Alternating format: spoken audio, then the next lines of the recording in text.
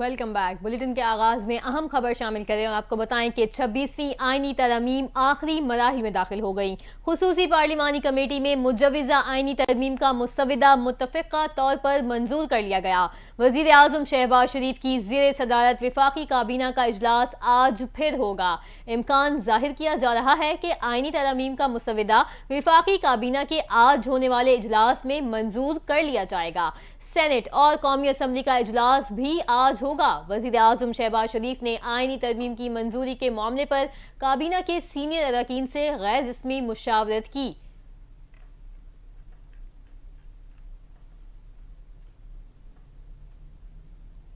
آپ کو بتائیں کہ چیف جسٹس پاکستان کا از خود نوٹس کا اختیار ختم۔ آئینی بینچ از خود نوٹس لے سکے گا۔ 26ویں آئینی ترمیم میں 26 ترامیم ہوں گی۔ خصوصی کمیٹی سے منظور شدہ آئینی مسودہ سامنے آ گیا۔ مسودے کے مطابق سپریم کورٹ کا آئینی بینچ تشکیل دیا جائے گا۔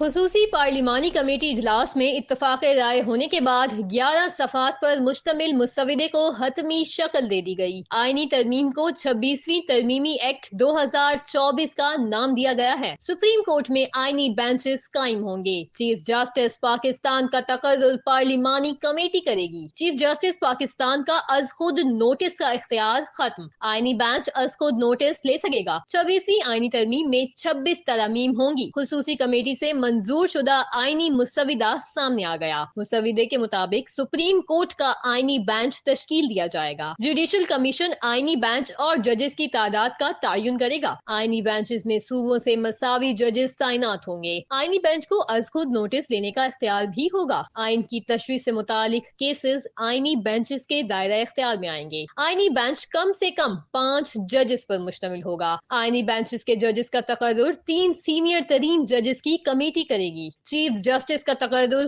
12 رکنی پارلیمانی کمیٹی کرے گی۔ کمیٹی میں 8 ارکان قومی اسمبلی اور 4 سینٹ سے ہوں گے۔ چیف جسٹس کا تقرر سپریم کورٹ کے 3 سینئر ترین ججز میں سے ہوگا۔ چیف جسٹس پاکستان کی مدت 3 سال ہوگی۔ عمر کی حد 65 سال ہوگی۔ سپریم کورٹ اپنے طور پر کوئی ہدایات یا ڈکلیریشن نہیں دے سکے گی۔ جوڈیشل کمیشن کی تشکیل نو کی جائے گی۔ جوڈیشل کمیشن میں چیف جسٹس اور 4 سینئر ترین جج شامل ہوں گے۔ وزیر قانون، اٹارنی جنرل اور پاکستان بار کارکن شامل ہوں گے۔ قومی اسمبلی اور سینٹ سے حکومت اور اپوزیشن کے 2 ارکان شامل ہوں گے۔ کابینہ کی صدر یا وزیر اعظم کو بھیجی گئی سفارشات عدالت میں چیلنج نہیں ہوں گی۔ 1 جنوری 2028 تک سود کا خاتمہ کیا جائے گا۔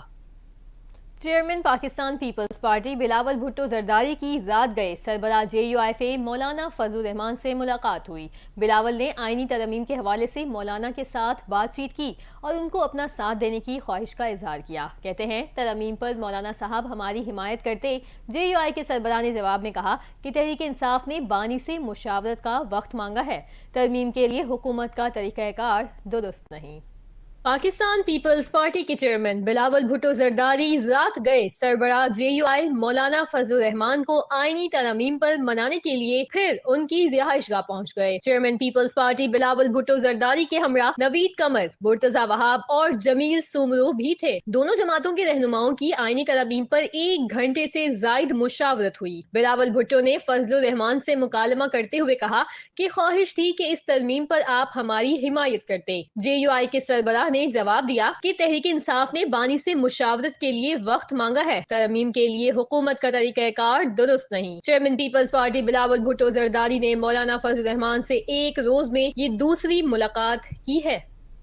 Chairman Pakistan Peoples party Bilawal Bhutto Zardari کا کہنا ہے کہ بھٹو کو انصاف فراہم کرنے پر قاضی فائز عیسیٰ کو سلام پیش کرتے ہیں۔ انہوں نے کہا قاضی فائز عیسیٰ نے اپنے دور میں تاریخی فیصلے کیے جو کوئی اور نہ کر سکا۔ مزید کہا اب بھی وقت ہے، سیاسی جماعتوں کو سوچنا ہوگا۔ پاکستان پیپلز پارٹی کے چیئرمین بلاول بھٹو نے کہا ہے کہ ہم چاہتے ہیں کہ عدالتی فیصلوں میں تمام صوبوں کی نمائندگی ہو۔ آئین سازی کے لیے مجھے مجبور نہ کیا جائے ورنہ مجھے میرے ناپسندیدہ راستے پر چلنا پڑے گا۔ حیدرآباد میں جلسے سے خطاب کرتے ہوئے بلاول بھٹو نے کہا کہ ہمارا مطالبہ جائز ہے، آپ کو ماننا پڑے گا۔ پاکستان کے عوام ہمارے مطالبے کے ساتھ کھڑے ہیں، اب ہم مزید انتظار نہیں کر سکتے۔ نون لیگ اور ایکسٹرا ممبر سے مل کر قانون سازی کروں گا۔ انہوں نے کہا عدالت نہیں بینچ ہوگا. میں نے کہا کہ بینچ بنا لیں, نمائندگی برابر رکھیں. چیئرمین پیپلز پارٹی نے کہا وفاقی عدالت بنانا بے نظیر بھٹو کا مطالبہ تھا کیونکہ وفاقی عدالت نے عوامی حقوق کو تحفظ پہنچانا تھا. بے نظیر عدالتوں کو اتنا جانتی تھی جتنا کوئی نہیں جانتا, اور وہ عدالتوں کی اصلیت بھی جانتی تھی. میں وفاقی کابینہ کا حصہ نہیں, میں بی بی شہید کا عہد پورا کرنے جا رہا ہوں. شہید محترمہ بے نظیر بھٹو کی منشور میں موجود تھی کہ قائد عوام کا دیا ہوا 1973 کو اس ملک کا وفاقی جمہوری اسلامی آئین کو بحال کرنی تھی. انہوں نے مزید کہا کہ پاکستان کے عوام ہمارے مطالبے کے ساتھ کھڑے ہیں. عوام کا مطالبہ ہے کہ نہ کھپے نہ کھپے, 1 یونٹ نہ کھپے. عوام برابری کا مطالبہ کر رہے ہیں. شہید بی بی ان کے اصلیت جانتی تھی. وہ جانتی تھی کہ جب بھی موقع آیا تو انہوں نے عامر کے ساتھ دیا, عوام کے ساتھ نہیں دیا. 1 یونٹ کا مطالبہ تو قائد اعظم محمد علی جناح کا بھی تھا. جلسے سے خطاب کرتے ہوئے انہوں نے کہا کہ قائد اعظم نے گول میز کانفرنس میں خود کہا کہ ایک عدالت میں اتنی طاقت نہیں ہونی چاہیے. ایک عدالت عوام کو کرمنل اور سول کیسز میں انصاف دے, دوسری عدالت آئینی اور وفاقی ایشوز پر انصاف دے. یہ مطالبہ بانی پاکستان قائد اعظم محمد علی جناح کا تھا. یہ مطالبہ جسٹس تراب پٹیل کا بھی تھا. آج 3 دہائیوں بعد عدالت مان رہی ہے جسٹس پٹیل درست تھا, قائد عوام بے قصور تھا. جسٹس پٹیل نے استعفیٰ دیا مگر کسی عامر کا راج قبول نہیں کیا. آگے بڑھیں اور آپ کو بتائیں کہ جی ایچ کیو حملہ کیس کی سماعت. راولپنڈی پولیس نے جی ایچ کیو حملہ کیس کا چالان پیش کر دیا. شیخ رشید, صداقت عباسی سمیت دیگر ملزمان عدالت میں پیش ہوئے. بانی پی ٹی آئی سمیت 69 ملزمان پر فرد جرم عائد ہونے کا امکان ہے. جی ایچ کیو حملہ کیس کی سماعت انسداد دہشت گردی کی خصوصی عدالت میں ہوئی. بانی P T I, Sheikh Rashid, Shibli Faraz, Omar Ayub سمیت 79 ملازمین کے خلاف سماعت کچہری عدالت میں ہوئی. جی ایچ کیو حملہ کیس کو سانحہ 9 مئی کے دیگر 13 کیسوں سے الگ کر دیا گیا تھا. سانحہ 9 مئی کے دیگر 13 مقدمات کی سماعت 4 نومبر تک متوقع ہے. پروسیکیوٹر حسیب سلطان کا کہنا تھا کہ جی ایچ کیو حملہ کیس میں گواہان شہادت کے لیے تیار ہیں.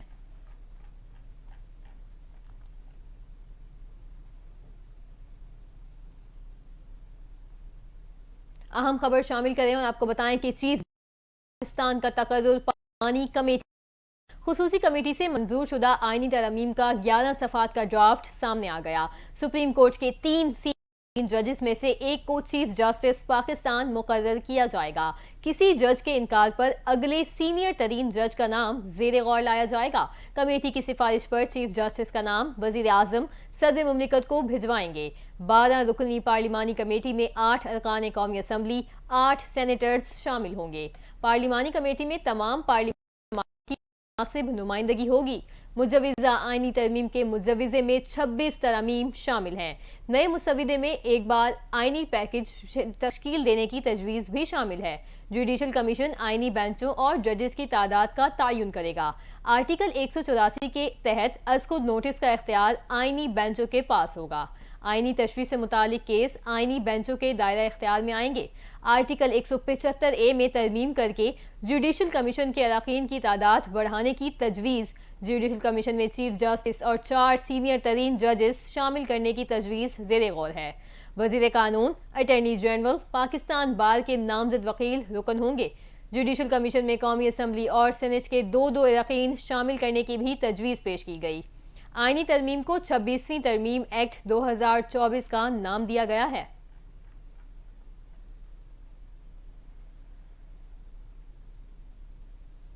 بانی پی ٹی آئی سے رہنماؤں کی ملاقات کا وقت تبدیل کر دیا گیا. چیئرمین بیرسٹر گوہر علی خان نے کہا کہ بانی پی ٹی آئی سے ملاقات کے لیے 9 بجے کا وقت مقرر تھا. انہوں نے بتایا کہ بانی پی ٹی آئی سے ملاقات کا وقت تبدیل کیا گیا ہے. ان سے پارٹی رہنماؤں کی ملاقات 12 بجے کے بعد متوقع ہے. بیرسٹر گوہر کا کہنا ہے کہ بانی پی ٹی آئی سے پارٹی رہنما 26ویں آئینی ترمیم پر مشاورت کریں گے.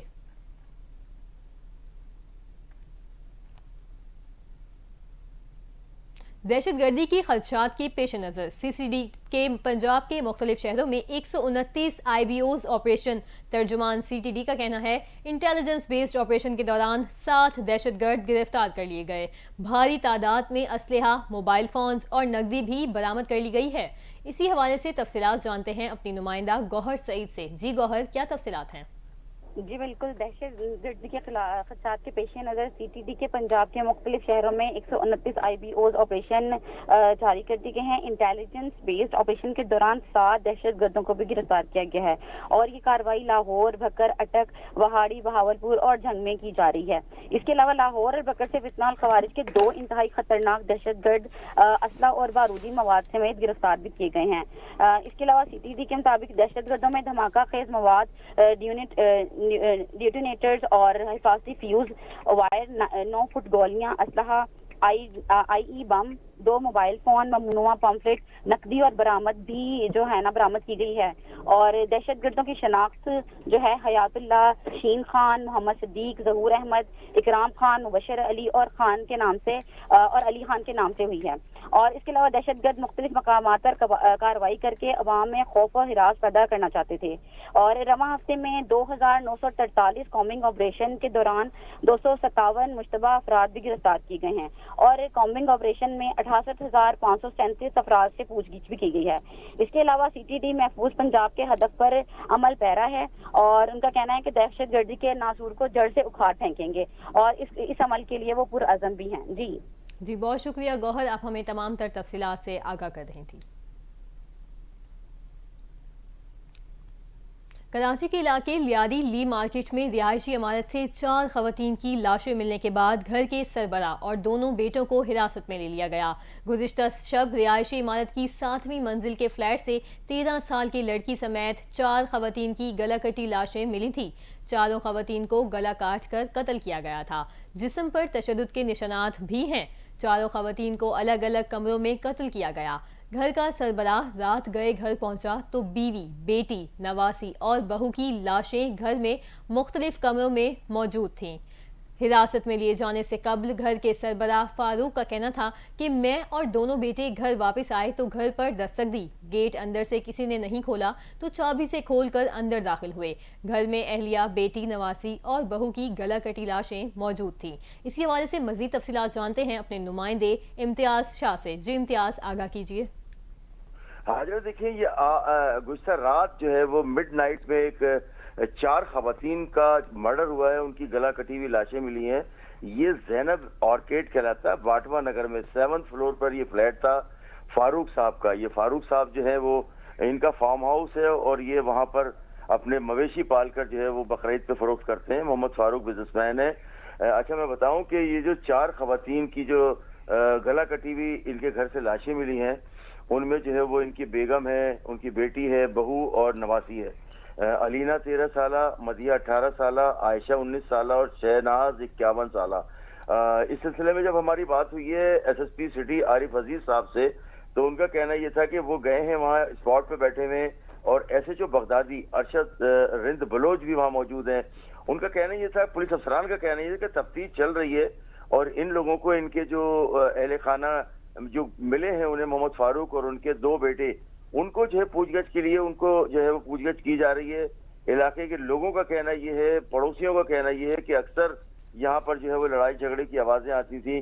اس سلسلے میں جو ایس ایچ او بغدادی ہیں جن کا علاقہ ہے ارشد رند بلوچ، ان کا کہنا یہ تھا کہ کئی مرتبہ یہ جو ان کی وائف تھی شمشاد بیگم، وہ اکثر جو ہے 15 پہ اور پولیس کو جو ہے فون کرتی تھیں اپنے شوہر کو اور اپنے بیٹوں اور بیٹیوں کے خلاف شکایت کے لیے.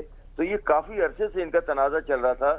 اب یہ پولیس کا تو کہنا یہ کہ یہ جو 4 قتل ہوئے ہیں یہ جو ہے وہ گھریلو تنازع کا نتیجہ ہے. مگر بہرحال ایس ایس پی جو سٹی ہیں عارف عزیز، انہوں نے ہمیں بتایا ہے کہ اس سلسلے میں تفتیش کا دائرہ وسیع کیا ہے. ان کا کہنا یہ تھا کہ یہ 4 خواتین کی جو گلا کٹی لاشیں ملی ہیں ان کے ملزمان کو جلد گرفتار کر لیا جائے گا. جی امتیاز، ساتھ ساتھ یہ بھی بتائیے گا کہ تنازع کی وجہ کیا تھی؟ بتا رہا ہوں نا کہ تنازع جو ہمیں ایس ایس پی صاحب نے بتایا ہے، یہ سٹی کے عارف عزیز کا ان کا کہنا ہے کہ ان کا گھریلو تنازع، یعنی کہ شوہر کا بیوی سے جھگڑا اور ان کی بیگم اکثر جو ہے 15 کر دیتی تھی. جب زیادہ بات ہوتی تھی اپنے شوہر کے خلاف بھی پولیس کو بلاتی تھی، اپنی بیٹے کے خلاف بھی اور بیٹیوں کے خلاف بھی. تو یہ گھریلو تنازع کا شاخسانہ ہے، اور ہمیں اندازہ ہو رہا ہے کہ یہ جو ہے وہ گھر کے ہی کچھ لوگ جو ہے اس میں ملوث نکلیں گے. ہم نے ان کے کیریکٹر کے بارے میں بھی پوچھا، جو اڑوس پڑوس کے لوگ جو تھے ان کا کہنا یہ تھا کہ وہ ٹھیک ہے، مگر ان کا گھر کا تنازع تھا، اکثر پولیس کو یہ بلا لیتی تھی شمشاد بیگم. جی بہت شکریہ امتیاز، ہم ہمیں تمام تر تفصیلات سے آگاہ کر رہے تھے. آگے بڑھیں اور آپ کو بتائیں کہ پاکستان ملٹری اکیڈمی کاکول میں مختلف تربیتی کورسز مکمل کرنے والے کیڈٹس کی شاندار پاسنگ آؤٹ پریڈ ہوئی. پریڈ میں پاس آؤٹ ہونے والے کیڈٹس نے پرجوش انداز میں ڈرل مظاہرہ پیش کیا. Chairman joint chief of staff committee passing out parade کے مہمان خصوصی تھے. ISPR کا کہنا ہے پاسنگ آؤٹ پریڈ کو دیکھنے کے لیے ملکی اور غیر ملکی مندوبین کی بڑی تعداد شریک ہوئی. مختلف شعبہ زندگی سے تعلق رکھنے والے افراد، پاس آؤٹ کیڈٹس کے اہل خانہ بھی شریک تھے. 150 PMA لانگ کورس، 69 انٹیگریٹڈ اور 24 لیڈی کیڈٹ کے شرکاء پاس آؤٹ ہوئے. پاسنگ آؤٹ پریڈ میں عراق، اردن، مالدیپ، سری لنکا، فلسطین اور دیگر دوست ممالک کے کیڈٹ بھی شامل تھے. آپ کو بتا رہے ہیں پاکستان ملٹری اکیڈمی کاکول میں مختلف تربیتی کورسز مکمل کرنے والے کیڈٹس کی شاندار پاسنگ آؤٹ پریڈ ہوئی. پریڈ میں پاس آؤٹ ہونے والے کیڈٹس نے پرجوش انداز میں ڈرل مہارت کا مظاہرہ کیا. Chairman joint chief of staff committee passing out parade کے مہمان خصوصی تھے. ISPR کا کہنا ہے پاسنگ آؤٹ پریڈ کو دیکھنے کے لیے ملکی اور غیر ملکی مندوبین کی بڑی تعداد شریک ہوئی. مختلف شعبہ زندگی سے تعلق رکھنے والے افراد، پاس آؤٹ کیڈٹس کے اہل خانہ بھی شریک تھے. 150 PMA لانگ کورس، 69 انٹیگریٹڈ اور 24 لیڈی کیڈٹ کے شرکاء پاس آؤٹ ہوئے. پاسنگ آؤٹ پریڈ میں عراق، اردن، مالدیپ، سری لنکا، فلسطین اور دیگر دوست ممالک کے کیڈٹس بھی شامل تھے.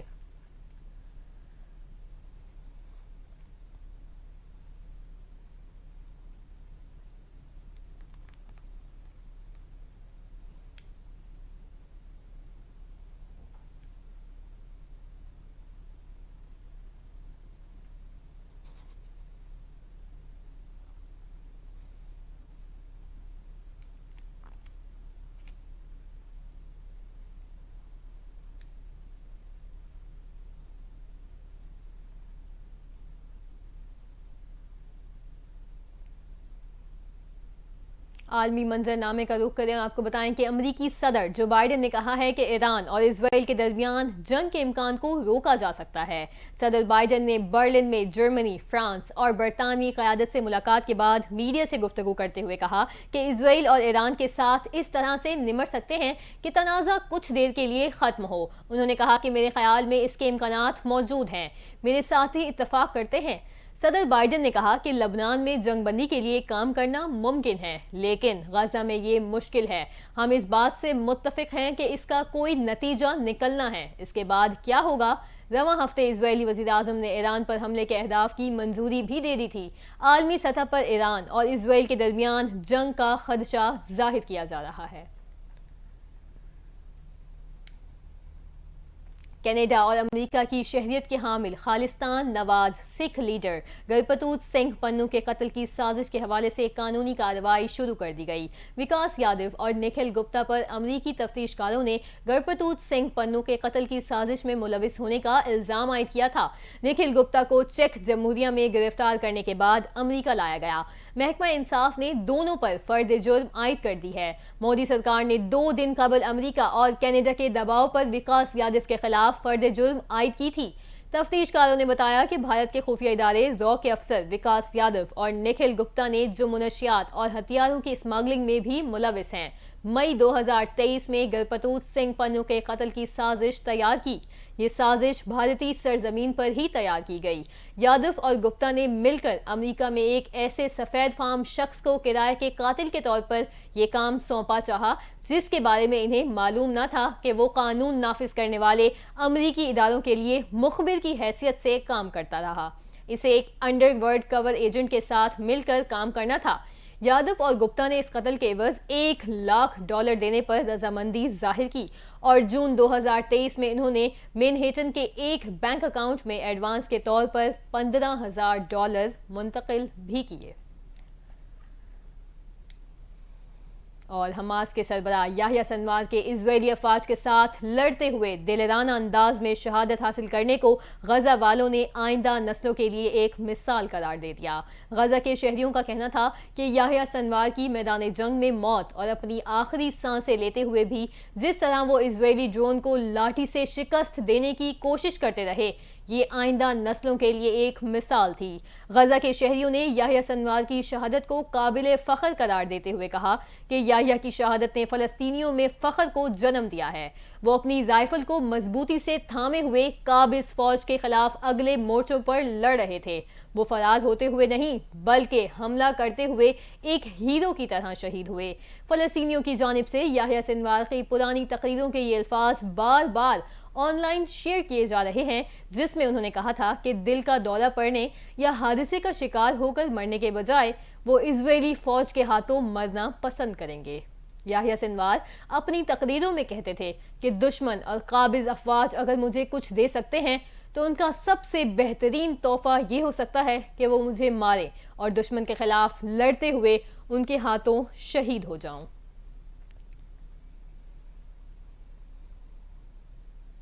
نیوز بلیٹن سے فی الوقت اتنا ہی۔ مزید خبر اپڈیٹس کے لیے آپ NTN کے ساتھ رہیں۔